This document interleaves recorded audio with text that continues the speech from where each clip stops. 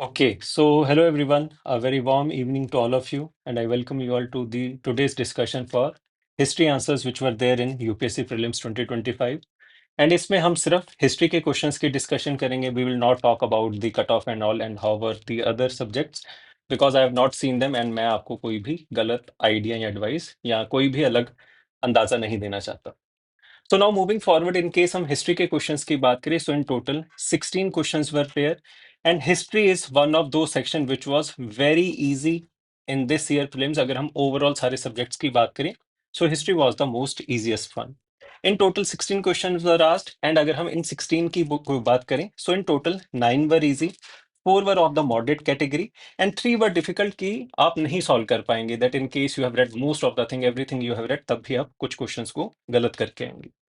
अगर हम इन क्वेश्चंस के ब्रेकअप की बात करें, सो एंशिएंट में से वी हैव 5 क्वेश्चंस, मेडाइवल में से वी हैव 3 एंड मॉडर्न में से we have 8. So now this was a trend from the last many years that modern was not there, but इस साल modern ने comeback किया है. Now 8 questions are there. मैंने आपको बहुत बार क्लास में भी समझाया that do not go by the trends कि आप एक बेसिक कवरेज को हमेशा करके जाइए ताकि आप किस्मत के सहारे अपने अटेम्प्ट को ना छोड़ें. अगर जिस बच्चे ने मेरी बात सुनी होगी तो वो इस पेपर में बेहतर स्कोर करके आया होगा.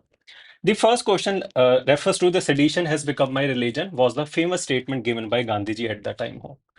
अब जो बच्चे कह रहे हैं कि हमने ये क्लास में नहीं किया, अब यहाँ पर ये समझो कि जब मैंने आपको ये पूरा आइडिया समझाया था, आप क्लास नोट्स को, लेक्चर्स को, वीडियोस को खोल के देखोगे, तो वहां पे मैं आपको समझाता हूँ that Gandhi told this in the media that I am going to break this law. Sedition के बारे में हमने इतना ज्यादा डिस्कस किया था. एंड ओवरऑल अगर आप यहाँ पे सारे ऑप्शंस को भी देखोगे तो उसमें भी द मोस्ट पॉसिबल आंसर जो आप इसमें लगा सकते थे that was B, publicly violating the salt law at Dandi. It could not have been at Champaran Satyagraha क्योंकि वो पूरा आइडिया ही अलग है. It could not be attending the second round table conference. क्यों? क्योंकि उसमें आइडियाज अलग हैं, वो अलग टाइम पीरियड है. हम हमेशा टाइम पीरियड को समझते हैं. नाउ डू अंडरस्टैंड दैट कि मैं आपको इस हर तरह की चीज नहीं करवा सकता. कुछ चीजें आपको समझनी पड़ेंगी जो हम क्लास में चीजें को डिस्कस करते हैं. अब जैसे हम इस क्वेश्चन की बात करें, The question was which most of the students were not able to solve, although वो सबसे easiest question था. The question is question number 7. Consider the following statements about Raja Ram Mohan Roy. He possessed great love and respect for the traditional philosophy systems of the East.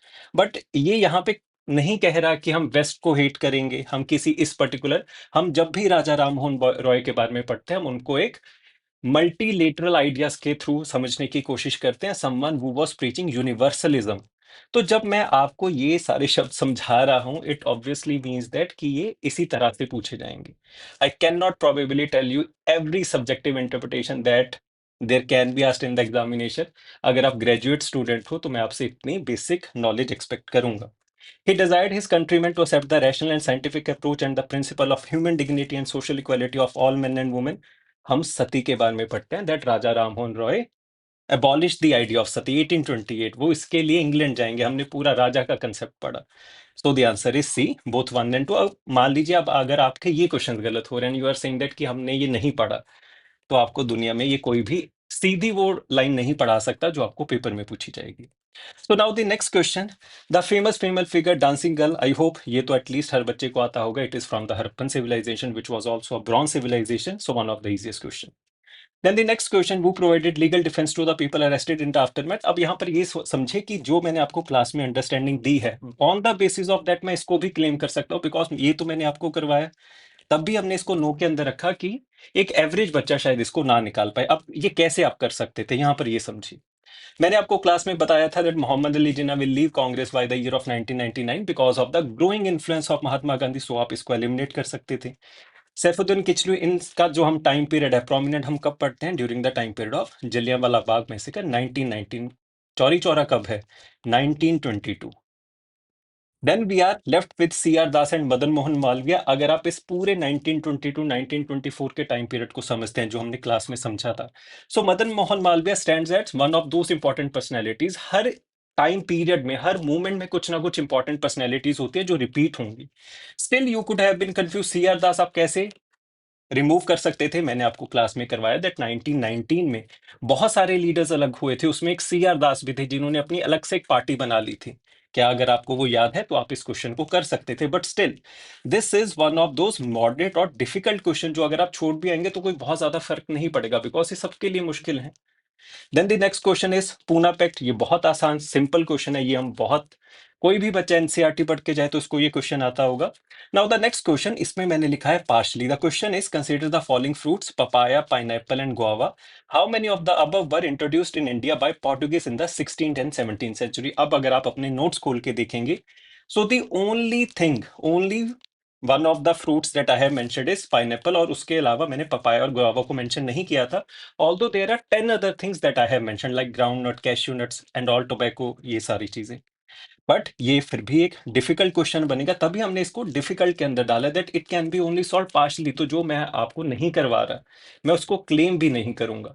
But अगर मान लीजिए मैंने आपको ये समझाया that there are two directions and on the left is the left direction, तो right में कौन सी होगी, तो ये मैं आपसे एक्सपेक्ट करता हूं कि आपको पता होगा वो राइट ही है। So this was a difficult question in case you have got it wrong. So that was something जो आप शायद ना जानते हो, बट इसका आंसर है all of the three. All of these three products, these fruits were introduce by the Portuguese. हर question की साथ में एक्सप्लेनेशन दी हुई है for you to refer afterwards. Then the next question, the Chinese pilgrim Fa Hin who traveled to India during the reign of which of the following Gupta emperors? तो class में notes का सब जगह ये mention है चंद्रगुप्त। आप किसी भी एनसीईआरटी को पढ़ेंगे वहां पर भी ये मेंशन्ड है, तो ये इजी क्वेश्चंस हैं।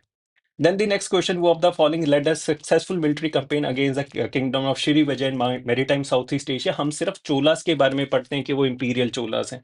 आप अपने नोट्स को उठा के देखेंगे तो वहां पर भी राजेंद्र वन के अंदर उसके एक्सपीडिशंस के बारे में रेफरेंस है। So again a very easy question. Then the next question, consider the following statements about the non-cooperation movement of 1920-22: boycott of law courts and foreign clothes, yes; observance of the strict non-violence, obviously yes, क्योंकि हम महात्मा गांधी के ideas को पढ़ते हैं। The only time Mahatma Gandhi will change his ideas in during the 1942 strict non-violence था, तभी तो चौरी चौरा के बाद उन्होंने पूरा मूवमेंट ही बंद कर दिया। Retention of title, no, it is boycott of titles and honors without using them in public, this is incorrect. And then the fourth statement, establishment of the panchayats to dispense justice, yes। ये कैसे आप जान सकते थे, मैंने आपको क्या class में करवाया था, that when under this they are talking about the boycott of elections, so they only talk about the national level elections and the state level, जो एमपी एमएलए के इलेक्शंस है वो ही ये बाइकआउट करते थे। They do not boycott the local level, panchayat level. क्या आपने class में ये सुना था? अगर आप क्लास में होंगे तो आपने सुना होगा। क्या आपने ये नोट्स में पढ़ा था? आपके क्लास के नीचे फुटर नोट में ये डाला हुआ है। So yes, the answer is C, only 3। अब मान लीजिए इसके बाद भी आप ना क्वेश्चन करके आए तो मैं इसमें आपकी किस तरह से हेल्प करूं। Then the next question, irrigation device called अग्रहता। अब ये पीवाईक्यू है, पीवाईक्यू मैराथन सेशन में भी डिस्कस हुआ। So it is the Persian wheel, large wheel with earthen pots tied to its string. So one of the easy question. अब ये सारे इजी क्वेश्चन है, ये पीवाईक्यू से आपके एनसीईआरटी में से आप किसी भी किताब को पढ़ के जाइए। Then the next question, which can be termed as a difficult one, बता विलासा। अगर आप महेंद्र वर्मन वन खोल के देखेंगे अपने साउथ इंडियन नोट्स के अंदर, तो one of the only works जो आप वीडियो में भी देखेंगे, मैंने आपको कहा था कि ये ध्यान में रखा, मता विलासा, और वो महेंद्र वन वर्मन वन का है।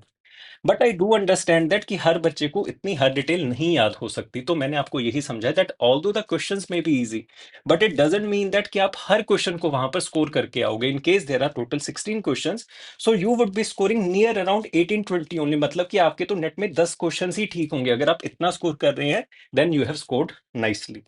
So over here, for the question number 12, the right answer is Mahinder Varman 1.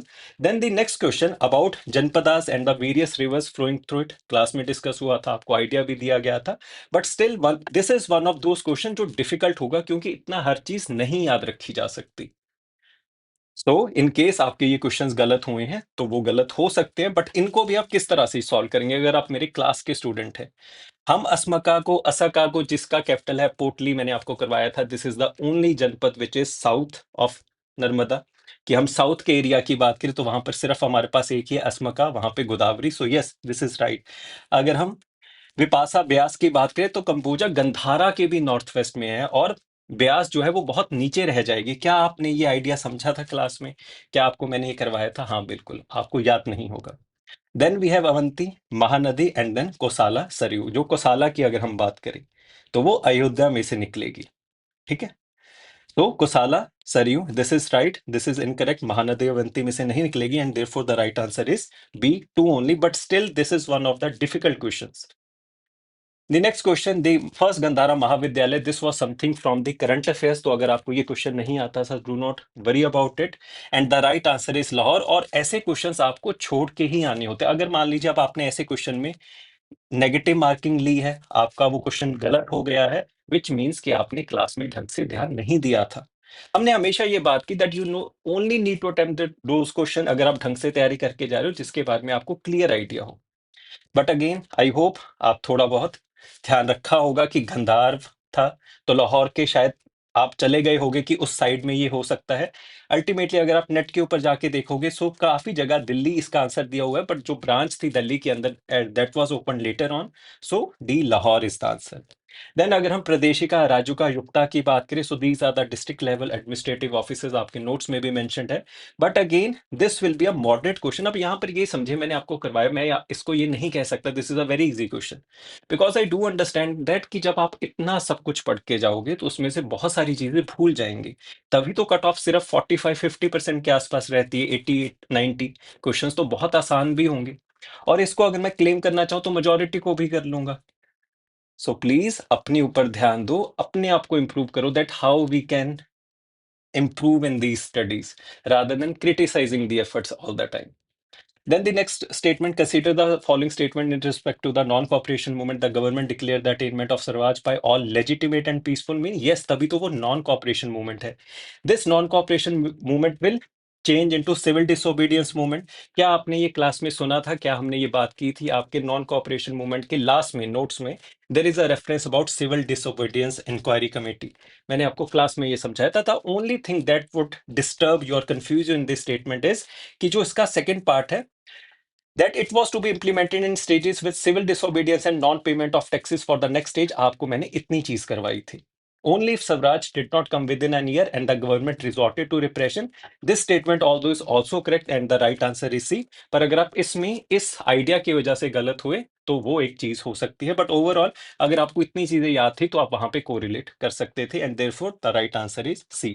अगर आप इसको पार्शली कहना चाहते हैं बिकॉज कि ये जो लास्ट एक चीज है वो आपको शायद पूरा आइडिया कन्वे नहीं था, so yes I accept it. But apart from that अगर आप यहाँ पे देखेंगे, मोस्टली चीजें अगर कोई भी टीचर करवाता है, इट इज नॉट दैट कि मैं ही करवा रहा हूँ, अगर आप एनसीईआरटी पढ़ते तब भी आपकी सॉल्व होती।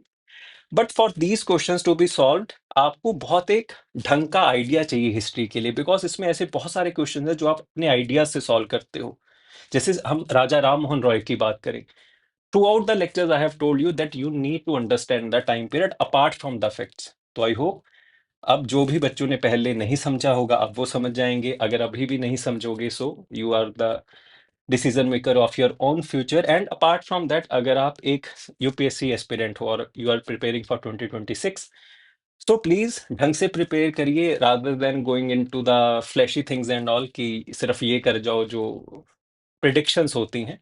जब आप सीरियसली प्रिपेयर करते हो तभी आपके सीरियस रिजल्ट आएंगे। अगर आप पहले प्रिपरेशन में ही हाफ हार्टेड एफर्ट है, अगर आप आधी चीजें छोड़ के जा रहे हो, आप इस तरह से प्रिपरेशन कर रहे हो कि मॉडर्न पहले कम आएगी, तो you are bound to fail. You need to understand that, and the only thing that you can do now is realise the mistakes, improve on that and be a better person next time.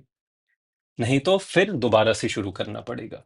I hope that this was a detailed analysis video जो आपको मिलनी चाहिए थी about this prelims answer की। Do share your feedback कि आपका paper किस तरह का रहा, whether you were able to solve या फिर कोई ऐसे ट्रैप्स थे इस पेपर में जहां पर आप गलत हो गए। तो this was all that I could have provided from my side, जो भी मैं आपको करवा सकता था।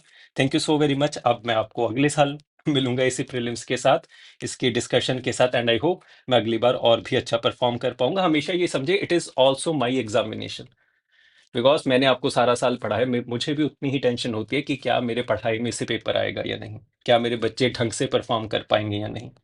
पर अगर बच्चा ये समझे ही ना कि कुछ चीजें तो खुद से समझनी पड़ेंगी, and he is basically for the rote learning, कि मुझे फैक्ट हर करवा के भेजो, तो मैं आपको नहीं करवा पाऊंगा कभी भी।